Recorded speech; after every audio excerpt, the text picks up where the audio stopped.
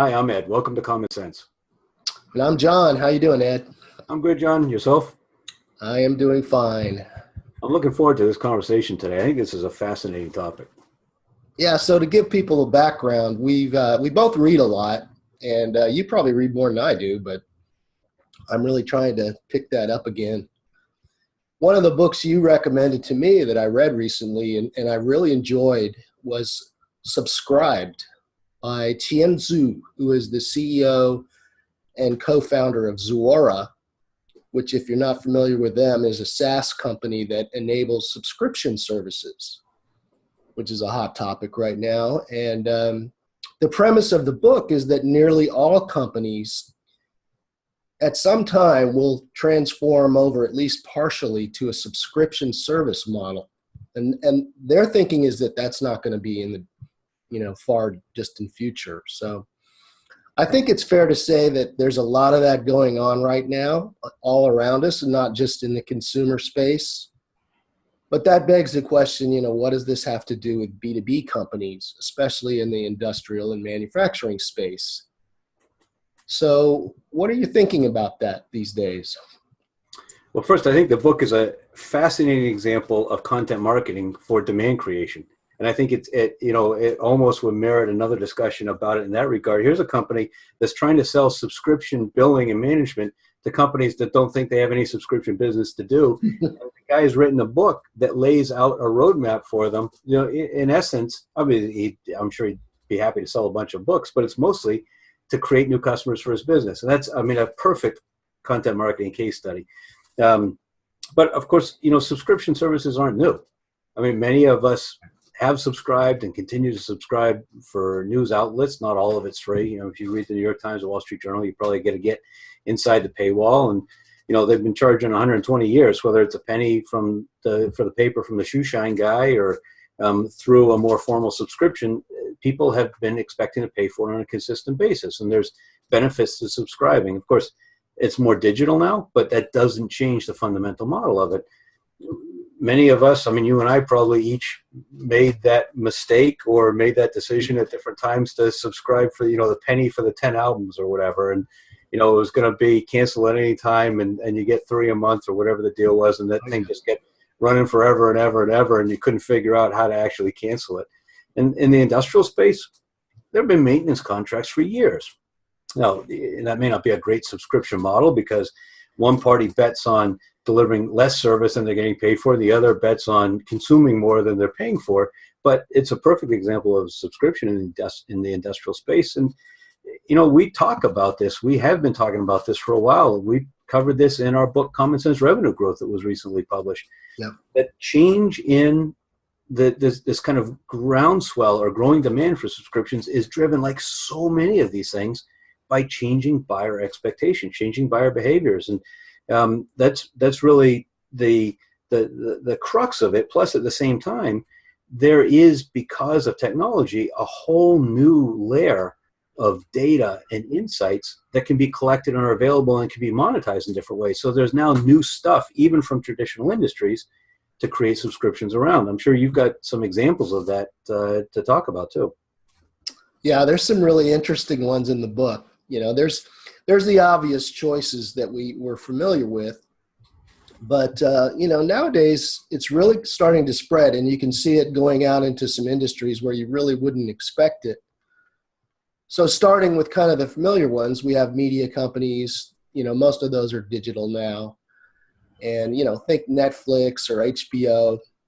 That's where most of us go now for home entertainment, and TV, stations and so on are in real trouble. They still sort of monopolize the local news and so on, but, programming is getting harder and harder for them because of these subscription services.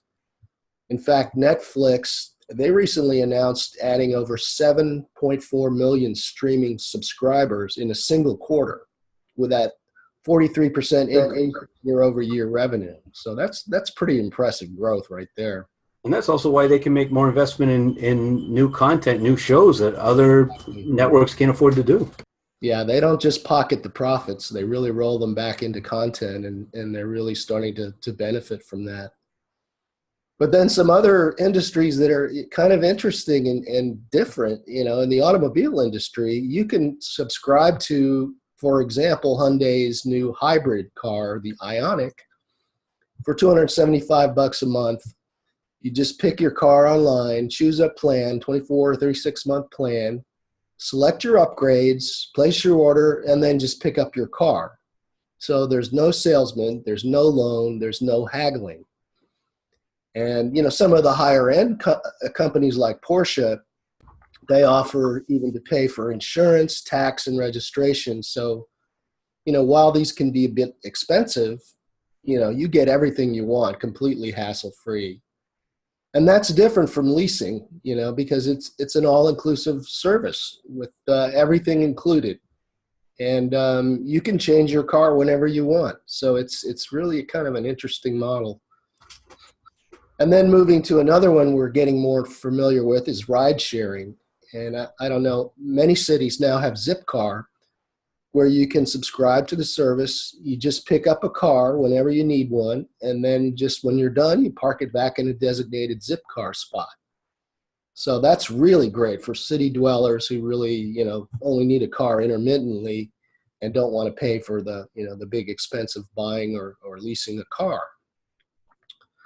Then another one is communications. So digital subscription services like Facebook Messenger and Slack are free. And those are rapidly replacing these for-fee texting and even email services. So things are getting better and better for the consumer because companies are really listening to them. So what's driving these new services, I think, are two main things. First, a relentless commitment to listening to and solving for the customer, as we've discussed. And customers want, as Zuora calls it, access, not assets. So it's not just a millennial thing. I find myself feeling this way, Anyway, a second driver is a vision at the top of these companies to think outside the box and really provide services that customers don't even think was possible, let alone desire. So you're going beyond customer expectations now. So again, let's circle back to manufacturing and industrial. Aren't they mostly making products, and why should they move to subscription services? So, of course, their core business model has been making products and selling replacement parts and service afterwards. But, this isn't, you use some great examples of kind of consumer-oriented, on-demand subscription based or sharing economy is kind of a twin to it, if you will, based access to automobiles. There's similar things for construction equipment. I mean, you can pay a fee to be a member of a network that gives you access to an excavator when you need it, where you need it, when you need it. So it's not just in the consumer space. So it's important for B2B industrial manufacturers to understand that even if they just think of themselves in the context of making whatever, bending and welding the steel the way they do, that they've got some options. But there's a whole lot of other places to go with it. SaaS companies, knew this years ago. And Benioff, I think, led that revolution when he figured out people wanted CRM. What they didn't want was a room full of servers and laborious installation and horrible setup and problem syncing data with field salespeople and all that kind of stuff. And the cloud took care of it, and it let them create a scalable software model that now, of course, is used across the industry. And you compare that subscription revenue to the ups and downs of capital equipment sales. I mean, think about how many companies went out of business in 2008, 2009, or were so severely impaired that it's only now they're starting to recover because of the cyclical nature of typical manufacturing sales. Secondly, companies can add value to their existing product lines, and they can cross-sell, they can upsell, they can add remote monitoring, they can charge for additional services like remote diagnostics. There's things that even if they really just kind of continue to think of themselves as we build machines, there's stuff that bolts on pretty easily next to that. They don't have to think of themselves as, a data company like Netflix now may be a content creation company as opposed to subscription. They don't have to necessarily make that kind of a leap. Mm-hmm. These reasons have gotten the attention of some industrial CEOs, and some companies are starting to implement some of these. Caterpillar was approached by a client. It's a great example from the book Subscribed. Approached by a client asking for 16,000 pieces of equipment, as long as they could all be managed from a single point of access, single computer screen, utilization, fuel, idle time, maintenance, predictive capability, the whole thing. And so Caterpillar retrofitted the fleet with IoT and the software and the services and all the stuff they needed in order to make it happen. And that, of course, not only helped them get that order, but it created now, by virtue of that customer demand pulled through by the customer expectations, it created new services that they're selling other places. Companies are starting to leverage IoT and IIoT, the Industrial Internet of Things, to innovate services that focus more on outcomes and less on products. Mm-hmm. Schneider Electric, another great example from the book, works with farms to retrofit irrigation systems with sensors that can monitor water usage. I mean, literally down to the liter by the square yard, and take into account rain and other sorts of meteorological patterns. And even Honeywell and Intel are working together on systems that will track packages of sensitive electronics for healthcare information and remote monitoring of patients. And it's all aimed not so much at the sexy device. I mean, that's what you hear about when people go to the Vegas Consumer Electronics Show, but this is more about outcomes, driving down costs, improving access to care, all that kind of stuff. So for companies that are really stuck, just kind of accustomed to thinking about steel coming in one door, getting sheared and bent and welded and powder coated, and then kind of going out the other end, there's definitely a leap that they have to make. But in parallel with the equipment that tends to be packed with sensors anyway, there's a large amount of data that's being generated that could be accumulated. And with that data, not only could they create value-added services that are an easy upsell to what they're already selling, but that data can also be interpreted. It can be analyzed in aggregate in completely different ways and monetized as a completely different asset for another set of buyers. So, there's, I think, the short answer to your question, a lot of applicability to the industrial space. But, I mean, as you look ahead and think about kind of where this might be going next, what are you anticipating? Well, I think that the guys at Zuara are doing so well. I mean, they have their own conference now called the Subscribed Conference. So people are really hearing about this in the media. So it's really starting to pick up a lot of momentum. And I think the sky's the limit. So I think starting right now and really evolving relatively quickly, I think you're going to see nearly every industry offer at least some subscription services like the ones you've been talking about. And I think manufacturing is really, one of the major benefactors of this. As they said in the book, what happened to the technology sector is going to happen to the manufacturing sector. I'm sure of it. Why? Because IoT allows you to rediscover your customers. It lets you learn what they really want.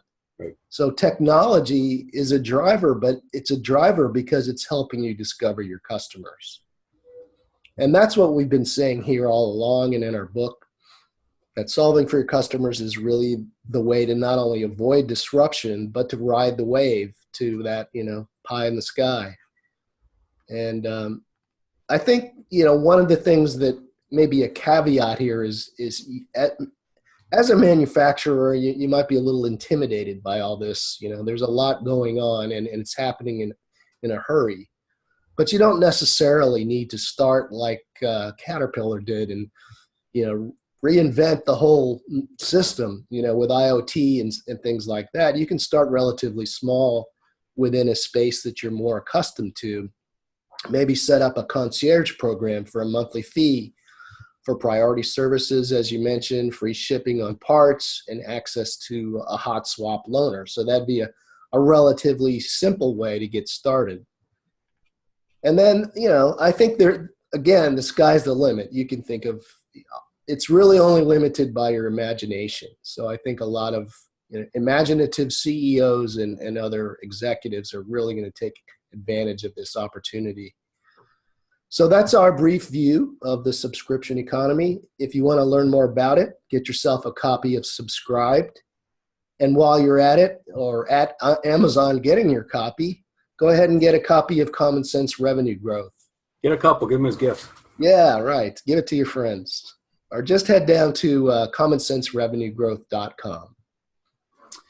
Good stuff. I think it's a fascinating trend that we're watching, and one that I think, I agree, it's absolutely going to accelerate. I remember somebody turned me onto the book, What's Yours is Mine, probably about 5 years ago. That he was a guy that had been in the hotel industry, that saw how hotels that had been real estate businesses were now getting challenged by Airbnb, and he really opened my eyes to it, and it's, I think, fascinating to watch.